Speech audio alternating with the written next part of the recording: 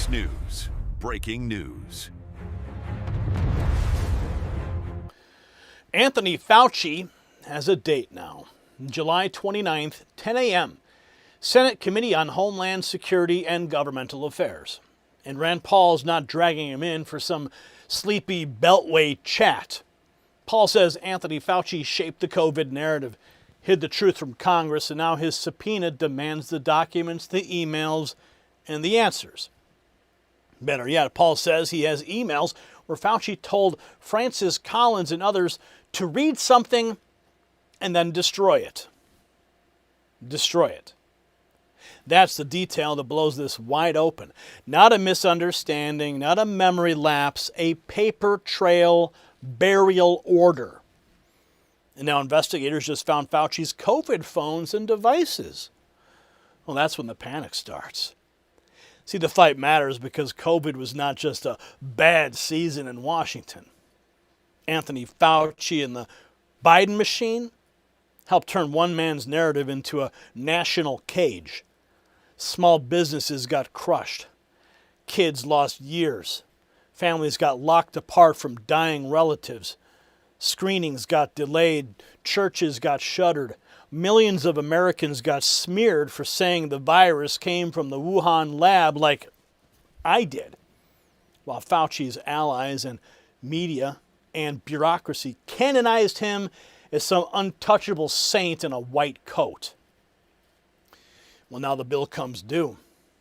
Peter Navarro blasted the former President Joe Biden the auto pen pardon that landed just hours before President Trump took office for the second time.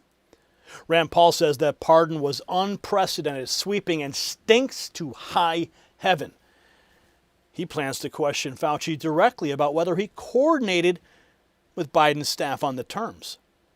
If Fauci lied to Congress, if Fauci destroyed records, if Fauci hid funding trials, then this was not incompetence. Anthony Fauci torched the country, got rich, and expected to retire under regime protection. See, Anthony Fauci had the country trapped in fear. So I pay attention when real tools help families reclaim their health at home without paid sessions. See, I first looked deeper after hearing Joe Rogan and Mel Gibson talk about serious health struggles, dramatic turnarounds, and red light-based therapy. See, Gibson says this stuff works. Then Jonathan Otto pointed me to red light therapy, and it hit home. My wife battled constant discomfort and anxiety and then started getting real restful sleep, improved recovery, and better energy. See, the science matters too. NASA-backed research, FDA-cleared devices, red and near-infrared wavelengths for deeper penetration, plus PEMF mass, infrared heat, and full-body coverage. Support circulation, reduce inflammation, and deliver cellular-level support for recovery and sleep. Go to myredlight.com, use NNN25 for individual items or NNN30 for bundles. See, Americans are done letting bureaucrats own their bodies. Now back to the part that Anthony Fauci can't spin away. See, Rand Paul says this is not just about bad judgment on TV. He says he wants Fauci under oath again about perjury, the auto pen pardon, and those messages ordering people to read it then destroy it.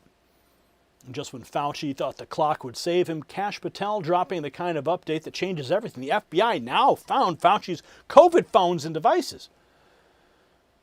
Someone pull up the tweets. So keep one thing in your head, because the evidence chase just turned physical. Senator Rand Paul dropping this. Some lists write themselves, and this is one of them.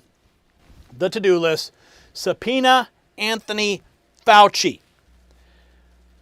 Now the summons. Fauci ordered to appear before the Senate committee. He's been summoned to appear July 29, 10 a.m. before the Committee on Homeland Security and Governmental Affairs. So the paperwork makes it official. Next, Rand Paul explains why he says history should judge Fauci as a man who took reckless risks with American lives on Squawk Box, CNBC. Wrote in the Washington Post in 2011 that yes, there's some danger, but the danger is worth it. Even if a pandemic should occur from this type of research, the danger is worth it. I don't think the danger was worth it. There's been no great discoveries from gain of function, and he should be vilified throughout history and throughout all time for this unreasonable risk he took with all of our lives. So Paul laying out the moral case. Now Navarro goes further, zeroing in on the last-minute Biden auto pen pardon, why he says it shouldn't protect him. He writes that Biden's auto pen pardoned Anthony Fauci hours before Trump took office for the second time. His pardon is not legitimate. Here he is with Maria Bartiromo on Fox Business. The FBI agreed that the virus started in a lab, but Dr. Fauci almost certainly funded it, but somehow got to the FBI and the CIA to tone down their expectations and what they were saying publicly about it. So my question now is, you say, let's get Fauci back in to answer these questions. Well, he was pardoned. Right. And I can't even this really just boggles the mind. The fact that Joe Biden, or maybe Joe Biden's auto pen, pardoned Fauci literally an hour before President Trump was to take his oath of office for the second time. Why wait until the 11th hour to actually pardon Fauci? And if it was an auto pen, is it even legitimate? It's not legitimate. Fauci, I mean, think about that. A scientist getting pardoned who actually has the blood of millions of people on his hands. It's outrageous. I mean, look, we got to get everybody who was involved in that conspiracy, but Fauci needs to be held accountable. He's a millionaire with documentaries that have helped him, and it's like crazy stuff. He's not a hero. He is a true villain. And a murderer. Navarro questioning the pardon itself. Rand Paul follows with the bigger demand: the documents, the emails, the answers he says Fauci kept from Congress. Fauci shaped the COVID narrative, hid the truth. My subpoena demands the documents, emails, and the answers he refused to give. Next, Navarro demands Congress widen the net and subpoena everyone tied to the COVID cover-up. He says, Congress, get off your ass. Subpoena not just him, but all the people who were involved. Congress, get off your and subpoena not just him, but all the people who were involved in this, because this guy, blood on his hands. Fauci lied. Americans died. I said it back then. I'll say it right here. And this story needs to get out so that it doesn't happen again. So he wants the whole network hauled in. Rand Paul picks it up from there, saying he plans to press Fauci on the pardon and possible perjury. Big news this week. On Monday, I sent a subpoena to Dr. Anthony Fauci. We've subpoenaed him to come testify before the Committee on Homeland Security and Government Affairs. This subpoena comes after months of back and forth discussions with Fauci's attorneys regarding our efforts to have him come voluntarily to testify. Unfortunately, he promised he would do so, and then he reneged at the last moment. So the subpoena is now necessary to try to get him to testify. This is about the origins, and it's about the cover-up and his involvement in covering up what the origins were in his funding of the COVID-19 pandemic. I hope to ask him about the circumstances surrounding his unprecedented auto pen pardon. One might have to look back even to Richard Nixon's preemptive pardon to find such a generous protection from prosecution. I find it hard to believe that Dr. Fauci was not in communication with the Biden administration staff regarding the terms of his pardon. I also plan to make the case that Dr. Fauci perjured himself during his 2024 testimony to Congress. During his testimony, Dr. Fauci denied communications with intelligence officials regarding the origin of the COVID-19 virus. My investigation, along with documents from former Director of National Intelligence Tulsi Gabbard, directly contradicts the statements that Anthony Fauci made to Congress. So Paul says the questions go straight to Fauci's testimony. Next, Navarro takes it back to the Wuhan funding trail, says it's time to end the St. Fauci Act for good. It's time to decanonize St. Fauci. That's the clear message from Tulsi Gabbard's June 18 ODNI bombshell. So remember, COVID killed more than 1.2 million Americans and more than 7 million people worldwide. It imposed trillions of dollars in economic damage, and it closed schools, delayed cancer screenings, isolated the elderly, shattered small businesses, fueled mental health collapse, and set back a generation of our children. Yet, when some of us warned early that this China virus likely came from a Wuhan lab, what we know is that the ground zero for this virus was within a few miles of that lab. If you simply do an Occam's razor approach, that the simplest explanation is probably the most likely, I think it's incumbent on China to prove that it wasn't that lab. The media called it a conspiracy theory. Now, the FBI, Department of Energy, and CIA all say lab leak. Fauci's cover-up was elaborate. He hid his agency's support and funding for dangerous gain-of-function research that was used to engineer the virus tied to EcoHealth Alliance. Fauci then steered the official narrative away from Wuhan, even after top scientists warned him, flat out, the virus looked potentially engineered in a lab. Fauci then hid behind credentialed science using the so-called proximal origin paper and the Lancet crowd to brand lab origin questions as, yes, yet again, conspiracy theories. That was the Fauci con game. Fund it, bury it, launder it. And America's TDS media spinsters let Fauci escape. They understood the politics. The pandemic was damaging President Trump. If Americans had learned before the 2020 election that Fauci's agency financed the gain-of-function research that may have created the Wuhan virus, and that a lab leak was a serious, even leading explanation, the whole script would have flipped. I was there. I remember this. Trump's China travel restrictions would have looked prudent, not xenophobic. Communist China would have been blamed, not Donald John Trump. And St. Fauci would have faced subpoenas, not magazine covers. So I say, auto pen be damned. St. Fauci and his collaborators must be held accountable. Let the subpoenas begin. And let's remember, Fauci lied, Americans died. So Navarro laying out the cover-up case in full. Rand Paul says investigators have something even more damning. Emails where Fauci told people to read documents and destroy them. Vague to say, I'm going to prosecute you for, not prosecute you and pardon you for anything you did in the last 10 years. I think there's a possibility the court says that's vague and not specific, and you can't give people some kind of pardon for everything and over such a long period of time. I think there's a chance we'd win that. I think it ought to be fought. We have two clear-cut cases against him, lying to Congress, which is a felony, but also destroying public records. We now have emails that he distributed to Francis Collins and others saying, hey, read this and then destroy it. That is against the law. You're not allowed to do that in the executive branch. It's clear. His only argument is, it wasn't about government, and it clearly was, and I think a jury would decide. So I still would prosecute him. Next, Kash Patel says investigators have found Fauci's COVID-era phones and devices.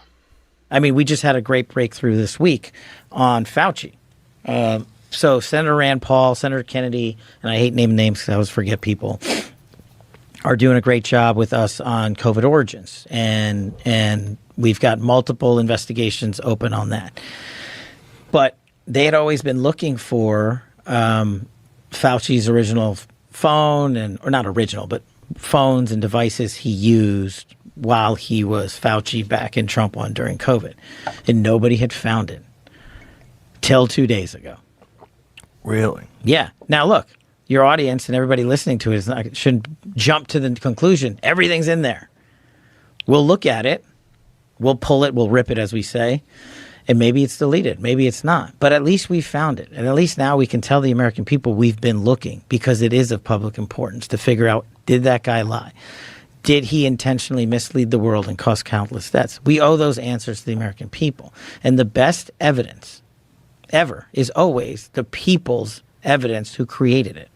And so now we're going to go and exploit those hard drives. But I think a victory for the American people that we broke with Congress is that we did find it. We're not done. We're still looking. And we're on the case. Next, Another front line of the COVID accountability fight. Charges dropped against Dr. Kirk Moore, the hero who distributed vaccination cards and administered saline solution instead of the jab. Going here, what are your thoughts about right now that you're seeing all this? Just seeing people I haven't seen in years come over and stand with us and support. It's unbelievable. So when you, this is why you did it, right? Because you love the people you that are here. I did what was right. You know, I didn't have anybody in mind except for just doing what was right. So it wasn't for me, it wasn't for Elena, it wasn't for kids, it wasn't for anybody, it was just doing what's right. Awesome. God bless. We're with you. It's going to happen. We're believing. It's the case being celebrated by the grassroots. To close this out, Rand Paul comes back with the legal bottom line, says there's still a criminal case against Fauci. Is it too vague to say, I'm going to prosecute you for, not prosecute you and pardon you for anything you did in the last 10 years? I think there's a possibility the court says that's vague and not specific, and you can't give people some kind of pardon for everything and over such a long period of time. I think there's a chance we'd win that. I think it ought to be fought. We have two clear-cut cases against him, lying to Congress, which is a felony, but also destroying public records. We now have emails that he distributed to Francis Collins and others saying, hey, read this and then destroy it. That is against the law. You're not allowed to do that in the executive branch. It's clear. You know, his only argument is, oh, it wasn't about government, and it clearly was, and I think a jury would decide. So I still would prosecute him. So the moral center of the story sits right inside one line: read it and destroy it. If Rand Paul's evidence hold, Anthony Fauci did not just spin. Anthony Fauci tried to bury the record. That's not a public servant protecting the country. That's a regime operator protecting himself. Then Joe Biden's outgoing machine rushed a last-minute auto pen pardon over the whole mess like a tarp over a crime scene. And now, after years of lectures, censorship, mandates, and media worship, Fauci's phones and devices surface. Beautiful timing. The saint's relics just became evidence. Fauci spent years treating the American people like peasants, too stupid to question him. July 29th gives the country a chance to return the favor and question him under oath, document by document, lie by lie. So credit where credit is due. Rand Paul kept swinging when weaker Republicans folded, when cable doctors sneered, and when the permanent bureaucracy circled Anthony Fauci like palace guards. President Trump's Washington created the climate for this reckoning by ending the regime's protection racket and opening the door to real scrutiny. Now Congress has to finish the job. Do not let this stop at one hearing. Subpoena every aide, every email chain, every agency hand, every collaborator who pushed the lie machine and then hid behind the process. Put Francis Collins under the light. Put the pardon story under the light. Put the phones, devices, and deleted records under the light. If the media starts weeping for poor Tony again, remind them of the date and time they cannot edit away. July 29th, 10 a.m. So share this segment if you want that hearing packed with public pressure, because Anthony Fauci spent years shaping the narrative. Now the country gets its turn. And I want to make sure you don't miss a beat. That's why I set up this number on the screen. Take a look at it. Thousands of patriots are on the inside track right now. I want to make sure you are too. All you got to do is text the words raw feed to 844-840-4963. Get the notifications from me when YouTube fails you. I will not. Make sure you're celebrating all the wins by going to the merch shelf below the video here, or going to shop.nextnewsnetwork.com. The system controls information. Information control is power. They don't want you to see this. The truth only survives together. They don't want this. Share this now.